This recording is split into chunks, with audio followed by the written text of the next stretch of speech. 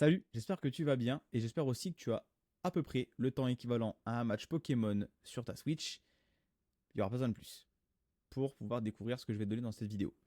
Et ce que tu vas découvrir, c'est comment rattraper un retard musculaire sans avoir à t'entraîner encore une fois 2 heures par jour ni sans sacrifier ton temps de jeu.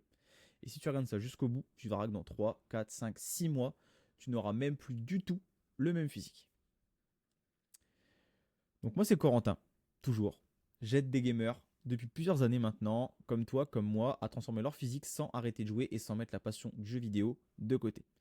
Aujourd'hui, certains de mes clients, plutôt avant, passaient ou passent encore 6 à 8 heures par jour sur les jeux vidéo ou devant un écran.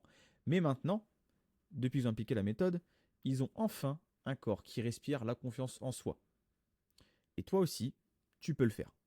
Donc reste bien jusqu'à la fin pour ne rater aucun conseil. Comme tu peux le voir hein, rapidement, Clément à gauche qui a perdu du coup à peu près, je crois, de tête 6 kilos en l'espace de 2 mois et qui bah, du coup est complètement transformé. On voit définition d'épaule, moins gras au niveau du bas du dos, moins de poignée d'amour, le dos taillé en V, plus fin au niveau des jambes, bref, que du plus. Et là, c'est moi personnellement, mon évolution au niveau de mon retard grand dorsal. On voit j'étais très peu en V et où maintenant le V se voit un peu plus. Si tu as un muscle en retard, pas besoin de paniquer. C'est pas du tout une fatalité. Et tu n'es pas condamné à avoir des bras ou des pecs ou un dos ou je ne sais quel muscle en retard durant toute ta vie. Je vais te donner 5 stratégies que tu peux appliquer dès ta prochaine séance. Le premier tips va être de prioriser tes muscles. Priorité à ton énergie. Mets ton muscle en retard en premier dans ta séance. Pourquoi? Tout simplement parce qu'au début, c'est là où tu as le plus d'énergie, le plus de focus, le plus de force, le plus de concentration. Donc ce sera toujours plus efficace ou pertinent de le mettre au début. Un biceps travaillé en fin de séance, souvent, si tu as fait ça avec une séance de dos ou de tirage, ça va être un petit peu bâclé parce que tu auras tiré avec ton dos, mais tes biceps rentrent en compte. Donc, ils vont être fatigués. Ça peut être bâclé. Un biceps travaillé dès le début, tu pourrais être plus précis, mettre plus lourd, être plus efficace. Et je peux t'assurer que sur le long terme, ça peut faire la différence. Sauf que ça, il n'y a personne qui l'explique. On parle souvent de volume, mais jamais de priorité d'exercice. Très peu.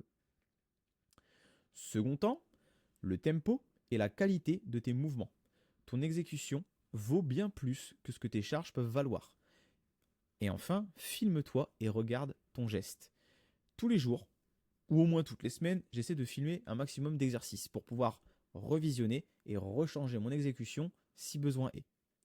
Un travail qui va être un muscle, pardon, excuse-moi, qui va être travaillé proprement avec contrôle du tempo. Donc ça peut être par exemple un contrôle basique, 2 secondes de retenue par un exercice de tirage et 1 seconde de montée. 2 secondes de travail, 1 seconde de descente. À toi de voir comment tu comptes mettre ton tempo. Le tout, c'est de réussir à quantifier les secondes et à voir que tu contrôles ton mouvement. On ne va pas toujours faire 2 secondes de phase de retenue ou d'excentrique et 1 seconde de montée. Ça peut très bien être 2 au niveau de la montée et 1 seconde sur la descente. À toi de trouver ce qui t'aide le plus, tout simplement, dans ton travail musculaire et dans ton ressenti également. Un muscle travaillé avec contrôle aura bien plus de résultats qu'un mouvement qui va être expédié. Si ta série dure 15 secondes pour 15 répétitions, pose-toi des questions. Le but, c'est pas de cliquer. Tu n'es pas en train de jouer à un clicker. Donc, le but, c'est de farmer avec précision pour avoir le loot adéquat. Pas le loot de la classe de DPS alors que toi, tu joues tank. C'est nul. Troisième tips, augmente ta fréquence d'entraînement. Au lieu de bosser ton retard une seule fois dans ta semaine, pourquoi pas le travailler 2 à 3 fois. Par exemple, moi dans mon cas, j'ai un retard au niveau des adducteurs.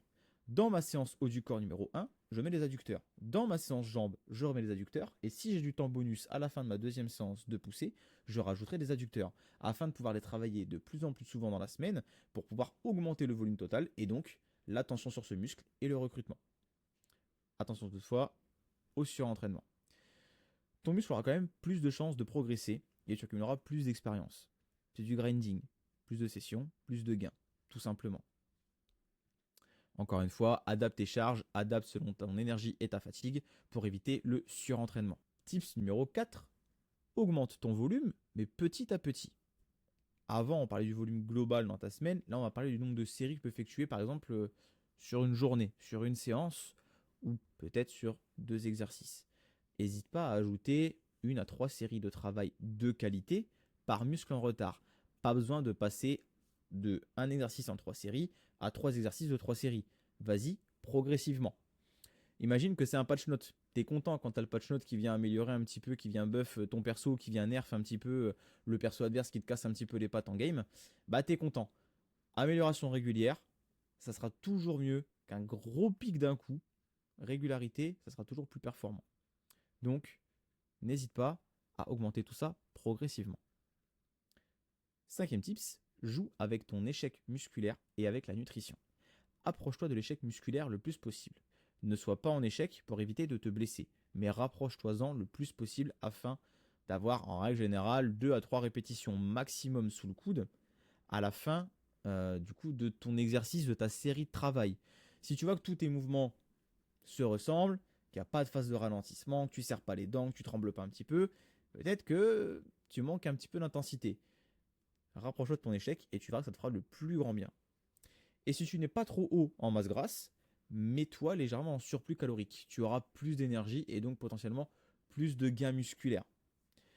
Avec ça, tu me fais une bonne nuit de sommeil et là ton muscle n'aura aucun autre choix que de se développer parce que tu lui donneras tout ce dont il aura besoin et quand on donne tout ce dont tu as besoin, tu peux aller encore plus loin.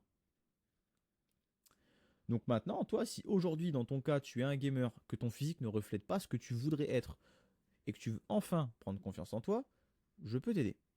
On peut se faire un appel ensemble, complètement gratuit, qui n'engagera personne. Le but, avant tout, c'est d'analyser ta situation actuelle, de te donner un maximum de conseils qui vont être applicables dès maintenant et dès ta prochaine séance. Et ensuite, si tu le veux seulement, je peux te parler de ma méthode de travail, ma méthode NG+, de comment je structurerai tes séances et ton alimentation pour pouvoir débloquer ton retard musculaire et ta prise de muscle. Ça n'engagera à rien et au minimum, tu repartiras avec des tips concrets qui seront applicables. Donc, si tu es intéressé, tu peux cliquer sur le lien dans ma bio. Donc tu auras le calendrier afin de réserver directement le créneau de ton choix. Tu auras également mon lien WhatsApp et mon lien Instagram. Le tout sera donné en bio sur la vidéo YouTube ou retrouvable directement sur l'Instagram.